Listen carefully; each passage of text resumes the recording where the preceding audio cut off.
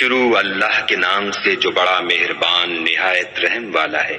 کاف ہا یا عین صاد، یہ تمہارے پروردگار کی مہربانی کا بیان ہے جو اس نے اپنے بندے زکریا پر کی تھی جب انہوں نے اپنے پروردگار کو دبی آواز سے پکارا اور کہا کہ اے میرے پروردگار، میری ہڈیاں بڑھاپے کے سبب کمزور ہو گئی ہیں اور سر شعلہ مارنے لگا ہے، اور اے میرے پروردگار، میں تجھ سے مانگ کر کبھی محروم نہیں رہا، اور میں اپنے بعد اپنے بھائی بندوں سے ڈرتا ہوں، اور میری بیوی بانجھ ہے، تو مجھے اپنے پاس سے ایک وارث عطا فرما جو میری اور اولاد یعقوب کی میراث کا مالک ہو، اور اے میرے پروردگار اس کو خوش اتوار بنائیو۔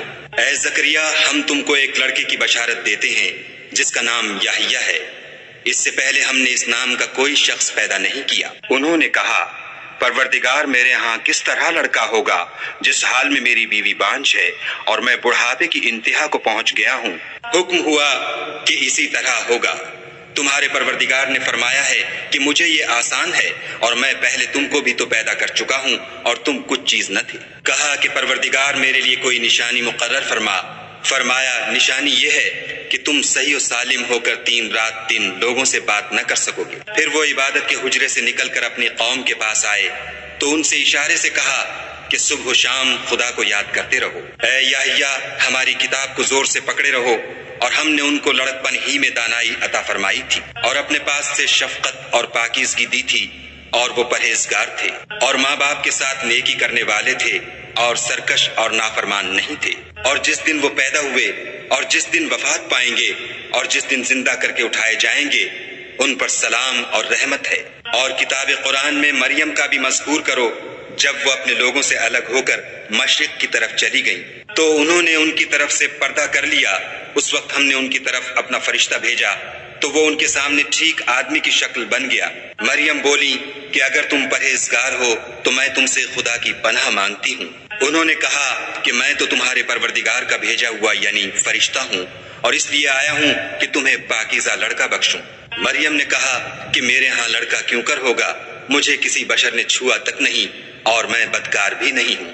فرشتے نے کہا کہ یوں ہی ہوگا، تمہارے پروردگار نے فرمایا کہ یہ مجھے آسان ہے، اور میں اسے اسی طریق پر پیدا کروں گا تاکہ اس کو لوگوں کے لیے اپنی طرف سے نشانی اور ذریعہ رحمت و مہربانی بناؤں، اور یہ کام مقرر ہو چکا ہے۔ تو وہ اس بچے کے ساتھ حاملہ ہو گئیں اور اسے لے کر ایک دور جگہ چلی گئیں۔ پھر درد ذہ ان کو کھجور کے تنے کی طرف لے آیا، کہنے لگیں کہ کاش میں اس سے پہلے مر چکتی اور بھولی بسری ہو گئی ہوتی۔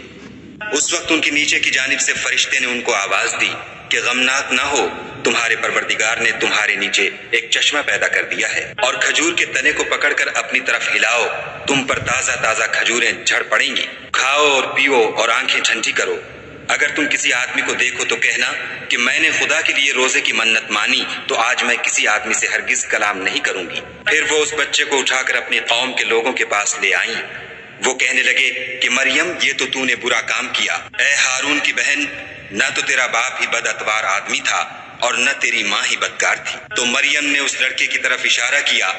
وہ بولے کہ ہم اس سے کہ گود کا بچہ ہے کیوں کر بات کریں؟